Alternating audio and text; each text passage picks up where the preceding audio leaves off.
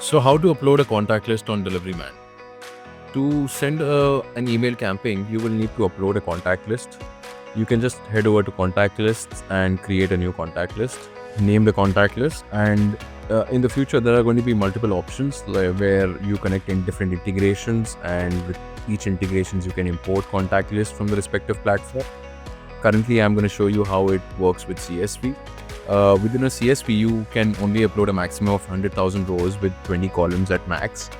Let's upload a CSV here.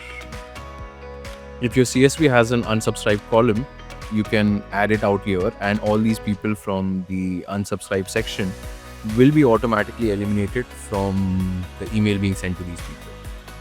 So since I don't have that, I can just untick this, but if you have it, you can tick and select the respective column. For the email address, you can just select the email ID column in your CSV. For the first name, it has automatically selected what is the first name, what is the last name within the column, the company name.